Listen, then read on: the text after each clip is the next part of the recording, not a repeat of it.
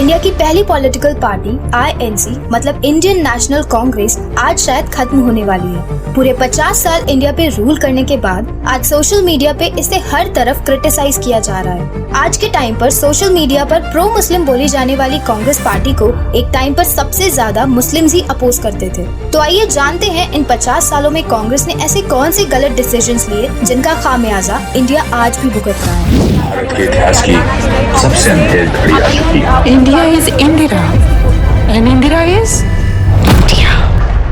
1857 तक east India company के India पर कंट्रोल करने के बाद फाइनली इंडियंस ने ईस्ट इंडिया कंपनी के अगेंस्ट विद्रोह शुरू कर दिया और जब चीजें कंपनी के हाथ से निकलने लगी तो उन्होंने कंट्रोल ब्रिटिशर्स को दे दिया और चले गए। और इन्हीं ब्रिटिशर्स में से एक रिटायर्ड ब्रिटिश ऑफिसर थे एलन ऑक्टेवियन ह्यूम। एलन यहाँ पे इंडिया में एक ऐसा यूनियन बनाने के बारे में सोचते हैं जिसमें इंडिया के एजुकेटेड लोग शामिल हों। इन लोगों का काम था कि ये लोग ब्रिटिश पॉलिसीज और उनके कामों को अनएजुकेटेड लोगों के सामने पॉजिटिव तरीके से प्रेजेंट करें। तो एक तरीके से एलन का आइडिया नेशनल कांग्रेस पार्टी को बनाने का जो था वो ब्रिटिशर्स के लिए था और बिगिनिंग में कांग्रेस इसी तरीके से काम कर रही थी। 28 दिसंबर 1885 में बॉम्बे के गोकुल दास तेजपाल संस्कृत कॉलेज में एक मीटिंग हो रही थी जिसमें लगभग 70 लोग इकट्ठा हुए थे। इन 70 लोगों में कई ब्रिटिश जनरल मेंबर्स थे और इनके अलावा बाकी के मेंबर्स जो थे वो मोस्टली हिंदू थे जो कि मुंबई और मद्रास में रहते थे। एलन ने अपने आप को नेशनल कांग्रेस यूनियन का जनरल सेक्रेटरी बनाया और वोटिंग के बाद पहली बार जो प्रेसिडेंट इलेक्ट हुए वो थे उमेश चंद्र बैनर्जी जो कि इंडियन बैरिस्टर थे। कांग्रेस के फाउंडर एलन के साथ साथ फाउंडिंग मेंबर्स में विलियम वेडबर्न और जॉन जॉर्डन भी शामिल थे। इस दौरान कांग्रेस के बनने के बाद मेंबर्स ने ब्रिटिशर्स के सामने कुछ डिमांड्स रखी जैसे कि सिविल राइट्स, कॉन्स्टिट्यूशनल राइट्स और इकोनॉमिक पॉलिसीज में बोलने का राइट। एक तरफ धीरे धीरे कांग्रेस अपने आप को इस्टेब्लिश करने की कोशिश कर रही थी, भले ही वो ब्रिटिशर्स के काम करके ही क्यों न हो, पर वहीं दूसरी तरफ मुस्लिम कम्युनिटी लीडर्स जैसे सईद अहमद खान कांग्रेस को नेगेटिवली देख रहे थे। मुस्लिम ही नहीं, हिंदू कम्युनिटी और रिलीजियस लीडर्स भी कांग्रेस के सपोर्ट में नहीं थे क्योंकि कांग्रेस ब्रिटिश कल्चर को प्रमोट कर रही थी और लोगों को यही लग रहा था कि कांग्रेस ब्रिटिश गवर्नमेंट के लिए काम कर रही है क्योंकि कांग्रेस ने कभी भी ब्रिटिश गवर्नमेंट के सामने poverty, lack of health care, social operation जैसे प्रॉब्लम्स को नहीं उठाया जो कि उस वक्त इंडिया की मेजर प्रॉब्लम थी। तो लोगों के दिमाग में ये बात बैठ गई थी कि कांग्रेस सिर्फ एलीट क्लास मतलब कि जो एजुकेटेड और वेल्दी हैं उनके लिए ही है।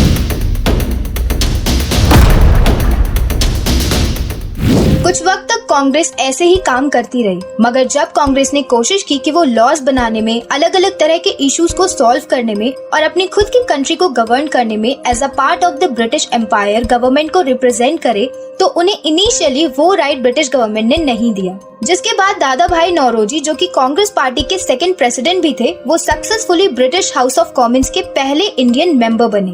उस वक्त उन्होंने वोट्स पाने के लिए एड कैंपेन्स चलाए थे और उस वक्त उन्हें एक इंडियन स्टूडेंट एक्टिविस्ट का सपोर्ट मिला था और ये स्टूडेंट थे मोहम्मद अली जिन्ना।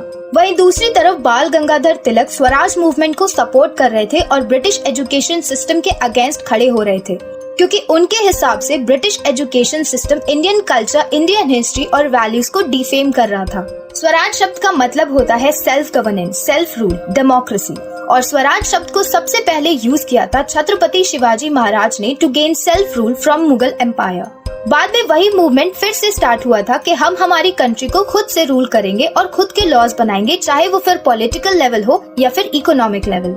इसके बाद ब्रिटिशर्स की सारी चीजों को भारत बैन करने लगा और धीरे धीरे पब्लिक भी इंडियन इंडिपेंडेंस मूवमेंट से जुड़ने लगी। तिलक को पब्लिक का बहुत ही स्ट्रॉन्ग सपोर्ट था लेकिन अब तक कांग्रेस में दो टाइप के दल बनने लगे थे, गरम दल और नरम दल। नरम दल जहां पीसफुली ब्रिटिशर्स के अगेंस्ट जाना चाहता था वहीं गरम दल वायलेंटली ब्रिटिशर्स को अपोज करना चाहता था और उस वक्त गरम दल के लीडर थे तिलक। आने वाले कांग्रेस के प्रेसिडेंट इलेक्शन में नरम दल वालों को इस बात का डर था कि कहीं गरम दल के तिलक कांग्रेस के अगले प्रेसिडेंट न बन जाएं। इसलिए 1907 में नागपुर में होने वाली प्रेसिडेंट इलेक्शन की कांग्रेस की मीटिंग को गोपाल कृष्ण गोखले ने बिना गरम दल को इन्फॉर्म किए सूरत में शिफ्ट कर दिया जिसके कारण तिलक मीटिंग में टाइम पर नहीं पहुंच पाए और नरम दल के रश बिहारी घोष प्रेसिडेंट बन गए।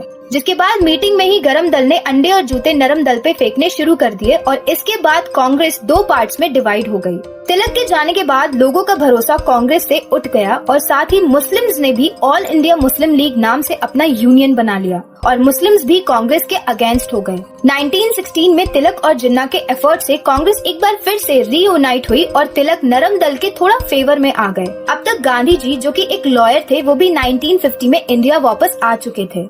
गांधी जी ने वापस आते ही चंपारण और खेड़ा में सत्याग्रह आंदोलन शुरू कर दिया और वो इसे ब्रिटिशर्स के अगेंस्ट जीत भी गए। इस मूवमेंट को कांग्रेस ने बहुत सपोर्ट किया था, जिस वजह से लोगों के बीच कांग्रेस का भरोसा बढ़ने लगा और बहुत सारे लोग कांग्रेस के मेंबर्स बनने लगे। और दिसंबर 1924 में गांधी जी कांग्रेस के प्रेसिडेंट बन गए। गांधी जी की नॉन वायलेंट सोच को जो फ्रीडम फाइटर्स पसंद नहीं करते थे वो अपने तरीके से फाइट करने लगे। ऐसे दो ग्रुप्स बने जो नॉन वायलेंस की सोच के अगेंस्ट थे। एक के लीडर थे वीर सावरकर और दूसरे ग्रुप के लीडर थे नेताजी सुभाष चंद्र बोस। गांधी जी के कांग्रेस से जुड़ने और लोगों के बीच उनकी स्ट्रॉन्ग इमेज की वजह से कांग्रेस सिर्फ अपर क्लास लोगों की पार्टी की बजाय हर इंडियन की पार्टी बनने लगी। और इसी बीच गांधी जी ने उर्दू लैंग्वेज का नाम बदलकर हिंदुस्तानी रख दिया और पार्टी के बीच में लैंग्वेज को यूज करने लगे। 1937 में इंडिया में इलेक्शन होते हैं और कांग्रेस पहली बार 11 में से 8 जगहों में पावर में आती है, लेकिन ये गवर्नमेंट ब्रिटिशर्स के अंडर में ही काम करती है। और पावर में आने के बाद कांग्रेस को पॉलिटिकल पावर का असली मतलब समझ में आता है और इसके बाद वो कंप्लीट इंडिपेंडेंस की बात करने लगती है। लेकिन वर्ल्ड वॉर 2 के टाइम पर ब्रिटिशर्स ने बिना कांग्रेस मिनिस्टर्स को इन्फॉर्म किए इंडियंस को वॉर में लड़ने के लिए भेज दिया और इस बात से नाराज होकर मिनिस्टर्स ने रिजाइन करना शुरू कर दिया। इसके बाद 1938 में सभी के सपोर्ट से सुभाष चंद्र बोस कांग्रेस के प्रेसिडेंट बने। 1939 में जब दोबारा प्रेसिडेंशियल इलेक्शन हुए तो गांधी जी ने सीतारमैया को सुभाष चंद्र बोस के अगेंस्ट इलेक्शन में खड़ा कर दिया। बोस खुद प्रेसिडेंट बनना नहीं चाहते थे, लेकिन उनके फ्रेंड्स और सपोर्टर्स उन्हें प्रेसिडेंट बनाना चाहते थे। उस वक्त कांग्रेस में कुछ ऐसे मेंबर्स भी थे जो ब्रिटिशर्स के साथ मिलकर काम करने को तैयार थे, मगर बोस ऐसा नहीं करना चाहते थे। इसलिए गांधी जी और जवाहरलाल नेहरू के समझाने के बाद भी वो अपनी दावेदारी से नहीं हटते हैं। एंड फाइनली वोटिंग्स में बोस को 1580 वोट्स मिले और सीतारमैया को 1377 वोट्स मिले, जिसके बाद बोस एक बार फिर से कांग्रेस प्रेसिडेंट बने। 8 अगस्त 1942 को गांधी जी ने भारत छोड़ो आंदोलन शुरू किया, जिसके रिस्पांस में ब्रिटिशर्स ने कांग्रेस के सभी लीडर्स को बिना किसी ट्रायल के जेल में डालना शुरू कर दिया। और ब्रिटिशर्स के इस एक्ट को उस वक्त हिंदू महासभा और ऑल इंडिया मुस्लिम लीग ने सपोर्ट किया था।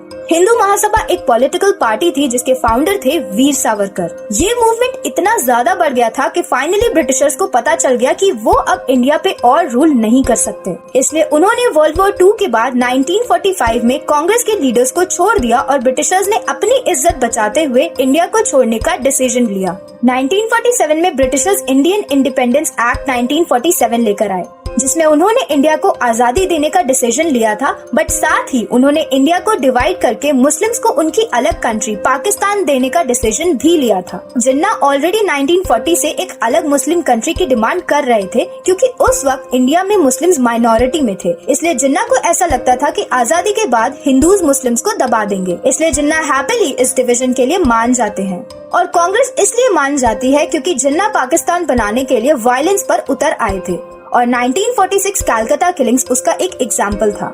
इस टाइम नेहरू जी और गांधी जी जेल में थे और सरदार वल्लभ भाई पटेल बाहर थे और उन्होंने ये सब देखा था। ये वायलेंस और ज्यादा ना बढ़े, इसलिए उन्होंने जिन्ना की मुस्लिम कंट्री की डिमांड को एक्सेप्ट कर लिया था। जब नेहरू जी और गांधी जी को पता चला तो वो इनिशियली इस डिसीजन के अगेंस्ट थे, लेकिन जब पार्टी के ज्यादातर मेंबर सरदार वल्लभ भाई पटेल के सपोर्ट में आ गए तो उन्हें भी ये बात माननी पड़ी।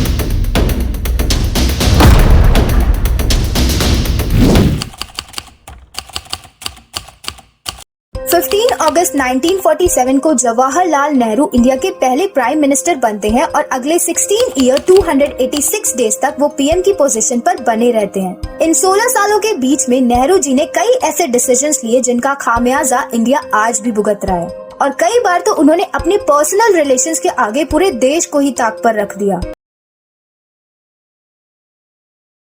14 अगस्त 1947 को इंडिया और पाकिस्तान का पार्टीशन हो गया था और पार्टीशन के वक्त इंडिया ने 75 करोड़ रुपए पाकिस्तान को दिए थे, जिसके बाद इंडिया और Pakistan standstill agreement sign कर रहे थे उन प्रिंसली स्टेट्स के साथ जो कि इंडिया और पाकिस्तान के साथ मिलना चाहते थे। प्रिंसली स्टेट वो स्टेट थे जहां पर ब्रिटिशर्स ने अपने पपेट राजाओं को बैठा रखा था जो कि इंडिया के पार्ट नहीं थे, और स्टैंड स्टिल एग्रीमेंट पार्टीशन के बाद एक ऐसा एग्रीमेंट बनाया गया था जिसको साइन करने के बाद प्रशासनिक कार्य प्रिंसली स्टेट और उनके चुने हुए डोमिनियन इंडिया या पाकिस्तान के साथ नॉर्मली चलते रहते। जिन्ना इस चीज के लिए तैयार हो गए थे, मगर इंडिया ने स्टैंड स्टिल एग्रीमेंट उन्हीं स्टेट्स के साथ साइन करने की घोषणा की थी जो कि अपने स्टेट इंडिया में मिलाने के लिए तैयार थे। अब ऐसे कई प्रिंसली स्टेट थे जो कि स्टैंड स्टिल एग्रीमेंट साइन करने के बाद एक टाइम पीरियड मांग रहे थे सोचने के लिए कि वो पाकिस्तान का हिस्सा बनेंगे या इंडिया का, और इन्हीं में से एक स्टेट था कश्मीर। कश्मीर के राजा थे महाराजा हरी सिंह। कश्मीर ने इंडिया और पाकिस्तान दोनों को स्टैंड स्टिल एग्रीमेंट भेजा था, जिसके रेस्पॉन्स में पाकिस्तान ने एग्रीमेंट साइन कर लिया था मगर इंडिया ने नहीं किया था, जिसके कुछ ही हफ्तों बाद पाकिस्तान ने अपने ट्रूप्स कश्मीर को ऑक्यूपाई करने के लिए भेज दिए थे। अब कश्मीर की स्टेट आर्मी पाकिस्तान की आर्मी के सामने उतनी स्ट्रॉन्ग नहीं थी, इसलिए महाराजा हरी सिंह ने 24 अक्टूबर 1947 को इंडिया से हेल्प मांगी, जिसके बाद इंडिया ने क्लियर कर दिया था कि वो हेल्प तभी करेगा जब हरी सिंह कश्मीर को इंडिया को सौंप देंगे। जिसके बाद 25 अक्टूबर 1947 को secretary ministry of states government of India VP Menon Kashmir पहुंच जाते हैं और हरी सिंह से ऑफिशियल पेपर्स पर सिग्नेचर लेकर 26 अक्टूबर 1947 को इंडिया वापस आ जाते हैं, जिसके बाद फाइनली कश्मीर इंडिया का हिस्सा बन जाता है और 27 अक्टूबर 1947 को इंडियन आर्मी कश्मीर पहुंच जाती है और इंडो पाकिस्तान वॉर स्टार्ट हो जाती है। मगर तब तक पाकिस्तान 1/3 हिस्सा कश्मीर का ऑक्यूपाई कर चुका होता है। वॉर के दौरान इंडियन आर्मी कुछ हिस्सों को वापस ऑक्यूपाई कर लेती है, मगर मोस्टली हिस्से पाकिस्तान के कंट्रोल में जा चुके होते हैं। तब वॉर के थ्रू कश्मीर वापस लेने के बजाय नेहरू जी यूएन के पास चले जाते हैं और लॉर्ड माउंटबेटन से सिक्योरिटी के लिए मदद मांगते हैं, जिसके बाद 1 जनवरी 1949 को यूएन फॉर्मल सीज फायर का ऐलान कर देता है और जो पार्ट पाकिस्तान ऑक्यूपाई कर चुका था वो उन्हें दे दिया जाता है, जिसे आज हम पीओके यानी पाकिस्तान ऑक्यूपाइड कश्मीर के नाम से जानते हैं। और पीओके और कश्मीर के बीच में बॉर्डर बनाया जाता है जिसका नाम रखा जाता है LOC, लाइन ऑफ कंट्रोल। इसके साथ ही पाकिस्तान को अपनी फोर्सेस LOC से पीछे लेने को बोल दिया जाता है और इंडियन आर्मी को लॉ एंड ऑर्डर्स मेंटेन करने के लिए LOC पे तैनात कर दिया जाता है। कहा जाता है कि अगर नेहरू जी ने सरदार वल्लभ भाई पटेल को इस मैटर को हैंडल करने दिया होता तो सिचुएशन आज कुछ और होती। और यहाँ पर ऐसी टेंस सिचुएशन में नेहरू जी ने न सिर्फ एक बड़ा गलत फैसला लिया बल्कि एक बड़े स्कैम को भी सपोर्ट किया जिसका सीधा असर इस वॉर पर पड़ा। 1948 में जिस वक्त इंडिया और कश्मीर के बीच में वॉर चल रही थी उस टाइम पर इंडियन आर्मी को अर्जेंटली जीप की जरूरत पड़ी। उस वक्त यूके के Indian high commissioner VK Menon थे जो कि नेहरू जी के क्लोज फ्रेंड भी थे। तो नेहरू जी ने मेनन की हेल्प से MS एंटी मिसिटेंट नाम की एक कंपनी को 2000 रिफर्बिश्ड यानी सेकंड हैंड जीप्स का ऑर्डर दिया। अब मेनन की अंडरस्टैंडिंग लुइस माउंटबेटन के साथ अच्छी थी और ऐसा इसलिए था क्योंकि वो नेहरू जी को ब्रिटिशर्स के फेवर में किसी भी डिसीजन को लेकर कन्विंस करते थे। तो मेनन ने नेहरू का ऑर्डर तो प्लेस किया मगर साथ में कुछ शेडी पेमेंट्स की शर्तें भी रखी। ये शर्तें कुछ ऐसी थी कि इंडिया को ऑर्डर के इंस्पेक्शन के बाद 65% पेमेंट करनी होगी, 20% पेमेंट डिलीवरी के टाइम पर करनी होगी और 15% डिलीवरी के 1 महीने बाद। मगर इंस्पेक्शन के लिए कंपनी ने केवल 10% जीप्स ही भेजी थी और ये भी उनकी शर्त थी कि ऑर्डर की 10% जीप्स के बाद आगे किसी भी जीप का इंस्पेक्शन इंडिया नहीं करेगी। कंपनी सीधा जीप्स डिलीवर करेगी और इंडिया ने ऐसा ही किया। 85% अमाउंट पे कर दिया। ये अमाउंट 6 लाख पाउंड था, पर कंपनी ने 2000 के बजाय 155 जीप्स ही भेजी, जिसमें से एक भी जीप सही से काम नहीं कर रही थी। इसलिए इंडियन आर्मी ने उन जीप्स को यूज करने से मना कर दिया। इसके बाद कंपनी ने ना तो बाकी जीप्स भेजी और ना ही पैसे वापस किए। मगर जीप्स की रिक्वायरमेंट तो अभी भी थी, इसलिए मेनन ने दूसरी कंपनी के साथ कॉन्ट्रैक्ट साइन किया और 1007 जीप्स को ऑर्डर किया। मगर कंपनी ने केवल 49 जीप्स ही डिलीवर की। इस बात पर नेहरू जी ने इंडियन आर्मी को फोर्स किया कि वो एंटी मिसिटेंट्स की जीप्स को एक्सेप्ट करे और साथ ही उन्होंने मेनन से इतने बड़े घपले के लिए रेजिग्नेशन तक नहीं मांगा। जब ये मुद्दा उछला तो मजबूरन नेहरू जी ने पूरे मामले पर इन्वेस्टिगेशन करने के लिए एक कमेटी बनाई। मगर 2 साल बाद उन्होंने अलग अलग पैतरे आजमाए और इन्वेस्टिगेशन बीच में ही रोक दी। इसके अलावा नेहरू जी मेनन को इंडिया लेकर आए और यूनियन कैबिनेट में शामिल किया। और बाद में 1959 में मेनन को डिफेंस मिनिस्टर भी बना दिया। इनफैक्ट इंडो चाइना वॉर में मेनन नेहरू जी के डिसीजन का एक बड़ा पार्ट थे। मित्रोकिन आर्काइव बुक में लिखा है कि मेनन को सोवियत यूनियन ने ट्रेन किया था और वो उनके लिए ही काम करते थे। और नेहरू जी की बेटी इंदिरा गांधी का भी सोवियत यूनियन से एक गहरा रिश्ता रहा था, जिसके बारे में हम आगे बात करेंगे।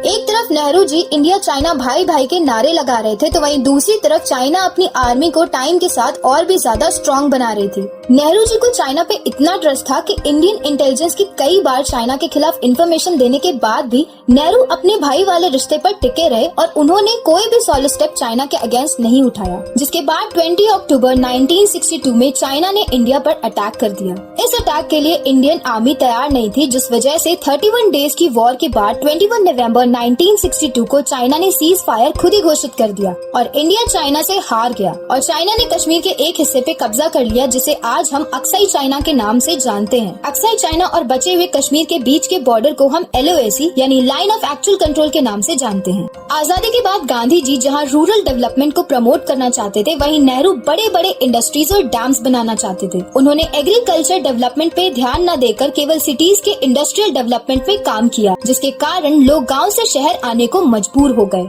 और इन द रिजल्ट गांव पिछड़ता चला गया और शहर डेवलप होते गए, जिसके साथ ही इंडिया में भुखमरी भी बढ़ने लगी और इंडिया अनाज के लिए दूसरी कंट्रीज पे डिपेंड हो गया। जिसके बाद लाल बहादुर शास्त्री जी 1991 में ग्रीन रेवोल्यूशन लेकर आए और एग्रीकल्चर को प्रमोट किया ताकि इंडिया अपनी बेसिक नीड्स को खुद ही पूरा कर सके। नेहरू ने अपनी बेटी इंदिरा गांधी को अपना सक्सेसर बनाया और 1959 में उन्होंने इंदिरा को कांग्रेस का प्रेसिडेंट भी बनाया और नेहरू जी के 16 इयर्स 286 डेज तक इंडिया के प्राइम मिनिस्टर की पोजीशन संभालकर गुजर जाने के बाद 9 जून 1964 से 11 जनवरी 1966 यानी 1 ईयर 216 डेज के लिए लाल बहादुर शास्त्री प्राइम मिनिस्टर बने और उनकी मिस्टीरियस डेथ के बाद ये पोजीशन 11 इयर्स और 59 डेज के लिए इंदिरा गांधी ने संभाली।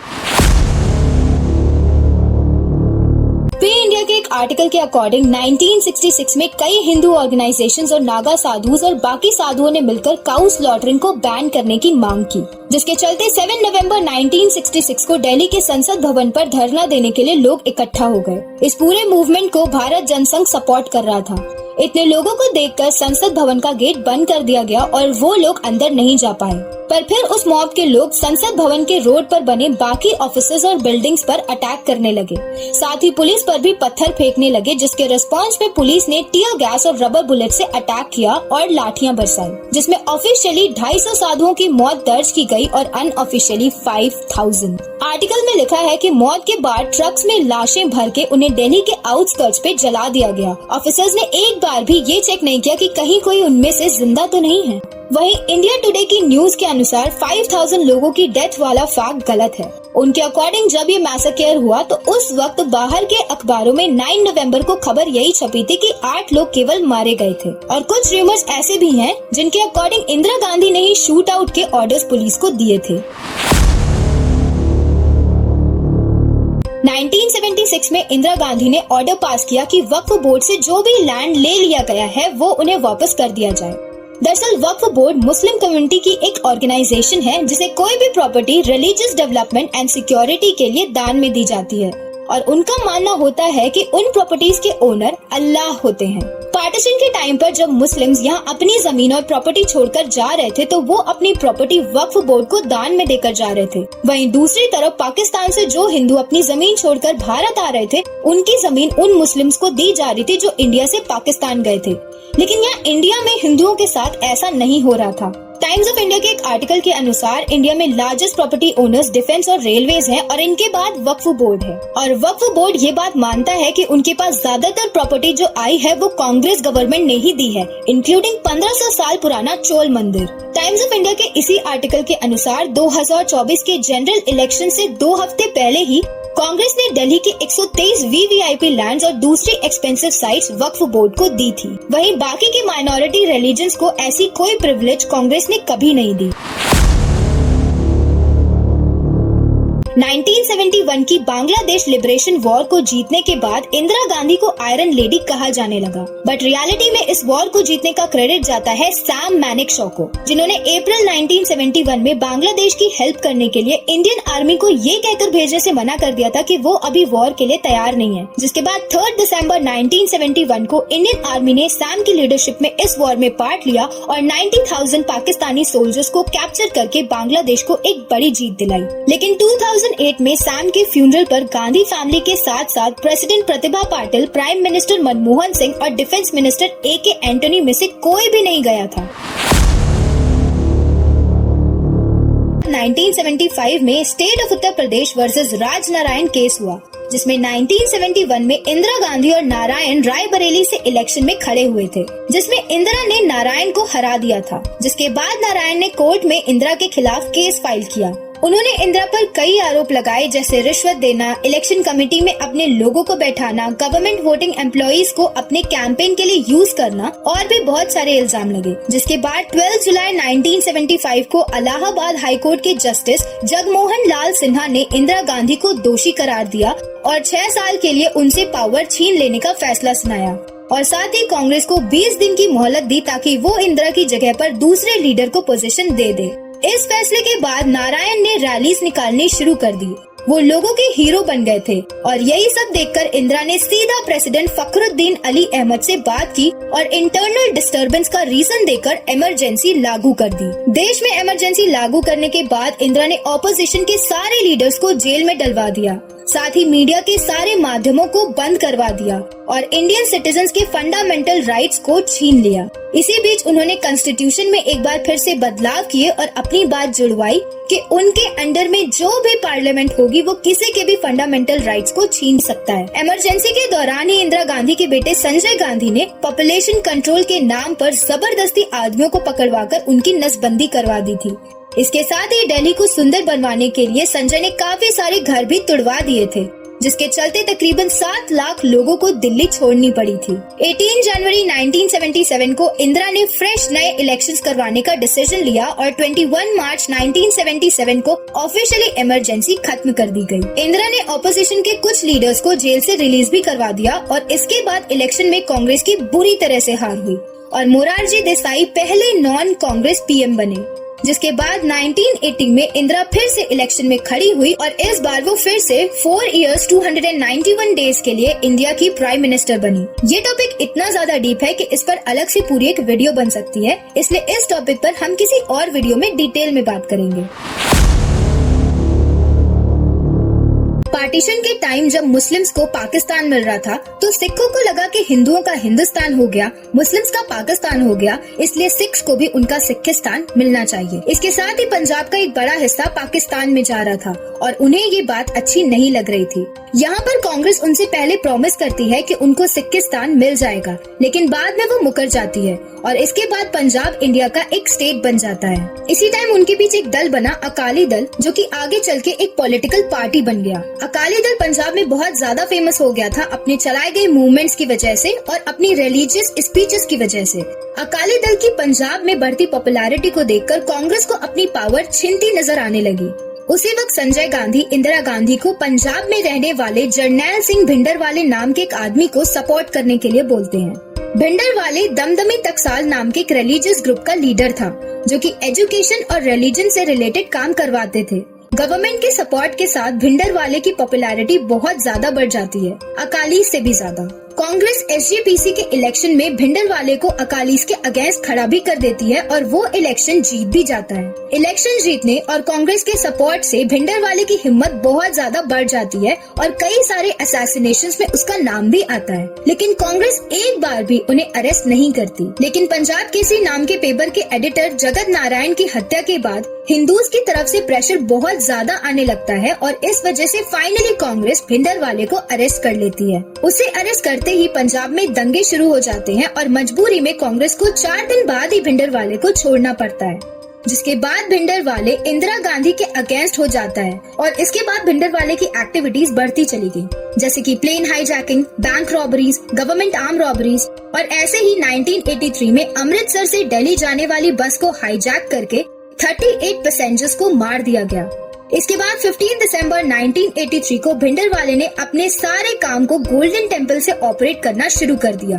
भिंडरवाले ऑलरेडी इंदिरा गांधी के हाथ से निकल चुका था, तो अब सिचुएशन को नॉर्मल करने के लिए इंदिरा गांधी भिंडरवाले की करी गई डिमांड्स में से कुछ को मानने के लिए तैयार हो जाती हैं। लेकिन भिंडरवाले कॉम्प्रोमाइज करने के लिए तैयार नहीं होता, जिसके बाद Indira Gandhi operation blue star launch कर देती हैं। आर्मी गोल्डन टेम्पल को चारों तरफ से घेर लेती है और इलेक्ट्रिसिटी और वाटर लाइन कट कर देती है। उन्हें उम्मीद होती है कि भिंडरवाले सरेंडर कर देगा, मगर वो ऐसा नहीं करता। साथ ही पूरे स्टेट से बहुत सारे लोग गोल्डन टेम्पल की तरफ चलकर आ रहे होते हैं। अब सिचुएशन बिगड़ने वाली होती है, इसलिए आर्मी को इस ऑपरेशन को जल्दी से जल्दी पूरा करना होता है और इसीलिए वो टेम्पल के अंदर घुस जाती है। और इसके बाद होने वाली गन फायरिंग में आर्मी टेम्पल को बहुत बुरी तरह से ट्रीट करती है और इस गलती के कॉन्सिक्वेंसेस हमें आज भी देखने को मिलते हैं। ऑपरेशन ब्लू स्टार में भिंडरवाले तो मारा जाता है, लेकिन जब कॉमन लोग अपने टेम्पल में जाते हैं तो उसकी टूटी फूटी हालत देखकर उन्हें इमोशनली बहुत बुरा लगता है और वो कसम खाते हैं कि जिस किसी ने उनके टेम्पल की ऐसी हालत की है वो उसे जान से मार देंगे और या तो इस कोशिश में वो अपनी जान दे देंगे। इस टारगेट लिस्ट में इंदिरा गांधी और दूसरे पॉलिटिशियंस होते हैं और 31 अक्टूबर 1984 को इंदिरा गांधी के 2 सिख बॉडीगार्ड्स उन्हें 18 बुलेट शूट करके मार देते हैं।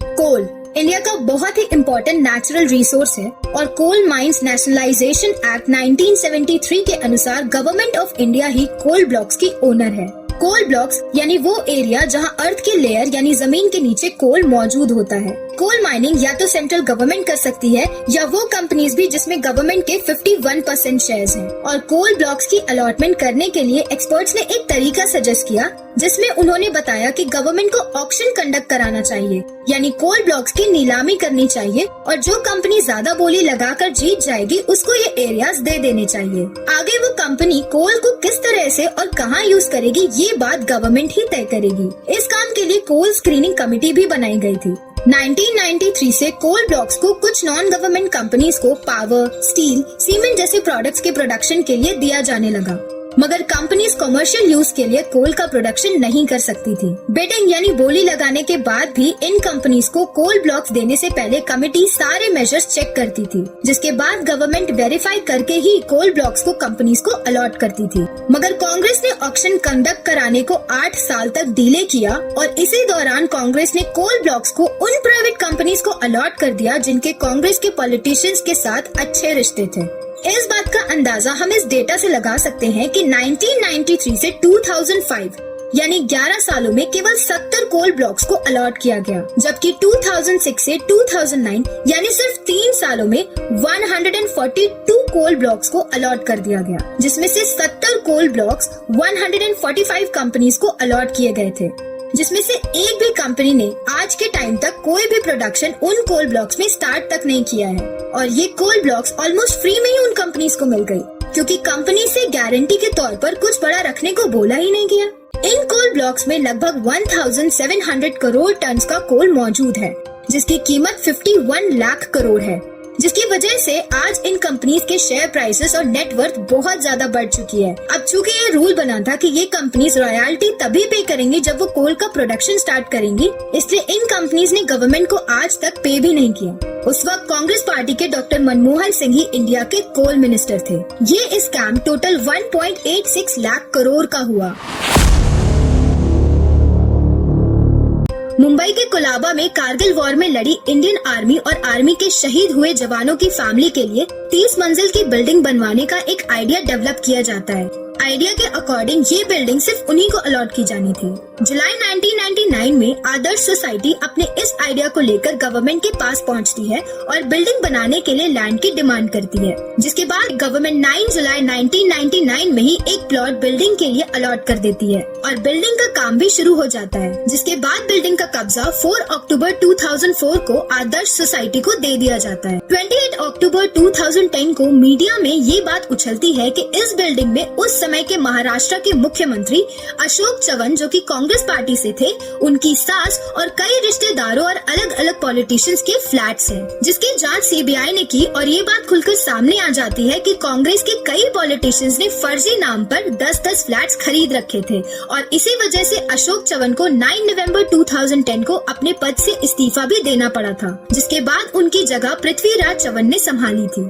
और इसी दौरान जब आदर्श सोसाइटी का कब्जा प्रमाण पत्र रद्द कर दिया जाता है तो वो बॉम्बे हाई कोर्ट पहुँच जाते हैं, जहाँ पर 23 दिसंबर 2010 को कोर्ट आदर्श सोसाइटी को बिल्डिंग देने से मना कर देती है और बिल्डिंग को गिराने का आदेश भी दे देती है, लेकिन बाद में ये आदेश कोर्ट वापस ले लेती है।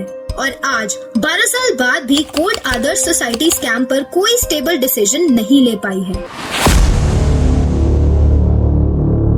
2010 में न्यू दिल्ली में 70,000 करोड़ का कॉमनवेल्थ गेम स्कैम हुआ। टाइम्स ऑफ इंडिया के एक आर्टिकल के अनुसार ये अमाउंट एथलीट्स की मर्चेंडाइज, वेन्यू की कंस्ट्रक्शन और बाकी चीजों के लिए फिक्स किया गया था, लेकिन गेम्स के टाइम एथलीट्स को लो क्लास अपार्टमेंट्स में शिफ्ट कर दिया गया। इस स्कैम की सीबीआई ने जब इन्वेस्टिगेशन की तो उस इन्वेस्टिगेशन में पता चलता है कि सुरेश कालामांडी, जो कि ऑर्गेनाइजेशन कमेटी के चेयरमैन थे, उन्होंने स्विस टाइमिंग्स को टाइमिंग इक्विपमेंट्स के लिए 141 करोड़ ऑफर किए थे, जो कि किसी भी नॉर्मल कॉन्ट्रैक्ट से 95 करोड़ रुपए ज्यादा था। इस इन्वेस्टिगेशन के दौरान कालामांडी पर criminal conspiracy, cheating, forgery for the purpose of cheating जैसे the prevention of corruption act के अंडर में चार्जेस भी लगे थे। कांग्रेस के स्कैम्स की लिस्ट बहुत लंबी है, आप वीडियो पॉज करके देख सकते हैं। आज तक कांग्रेस ने टोटल 4.8 लाख करोड़ का स्कैम किया है। 9 जून 1964 को लाल बहादुर शास्त्री जी इंडिया के सेकंड प्राइम मिनिस्टर बनते हैं, लेकिन शास्त्री जी सिर्फ 19 मंथ्स के लिए ही पीएम बन पाते हैं, क्योंकि 11 जनवरी 1966 को उनकी ताशकंद में मिस्टीरियसली डेथ हो जाती है। शास्त्री जी के वर्किंग पीरियड में 1965 में इंडिया और पाकिस्तान की सेकेंड वॉर होती है और इंडिया इस वॉर को जीत जाता है और लोगों के बीच शास्त्री जी हीरो बन जाते हैं। इसके बाद 10 जनवरी 1966 को शास्त्री जी ताशकंद में पाकिस्तान के साथ पीस ट्रीटी साइन करते हैं और अगले दिन 11 जनवरी को उनकी हार्ट अटैक से डेथ हो जाती है। ऑफिशियली ऐसा बोला जाता है कि उनकी डेथ हार्ट अटैक से हुई थी, मगर उनकी फैमिली ऐसा क्लेम करती है कि उन्हें पॉइजन दिया गया था।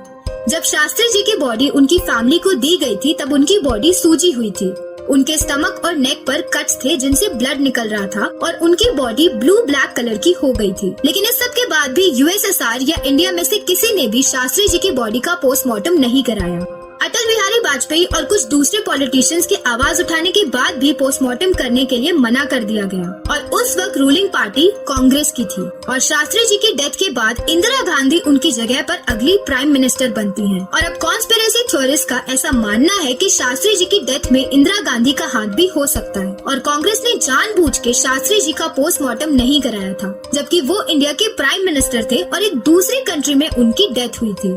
मेट्रोकिन आर्काइव, जो कि एक कलेक्शन है केजीबी के हैंड रिटन नोट्स और ऑफिशियल डॉक्यूमेंट्स का, इसमें एक चैप्टर है इंडिया पर। इस चैप्टर में ऐसा दिया गया है कि केजीबी ने इंडिया में अपने 200 एजेंट्स को प्लान कर दिया था और वो कांग्रेस की हेल्प से इंडिया को कोलोनाइज करना चाहते थे। और मेट्रोकिन आर्काइव के अकॉर्डिंग बहुत से कांग्रेस पॉलिटिशियंस केजीबी से पैसे खा रहे थे और देश को खोखला करने में उनकी हेल्प कर रहे थे। और इन्हीं में से एक पॉलिटिशियन का कोड नेम होता है वानू और उनका रियल नेम होता है इंदिरा गांधी। हमने इस वीडियो में कांग्रेस के उन गलत डिसीजंस और स्कैम्स के बारे में बात की है जिसके कॉन्सिक्वेंसेस इंडिया आज भी झेल रहा है, मगर कांग्रेस के गवर्नमेंट में कुछ अच्छी चीजें भी हुई थी, जैसे green revolution, white revolution, Pokhran nuclear testing. Wheel के साइड में एक रेड बटन है। दबा दिया। मोगेम्बो खुश हुआ।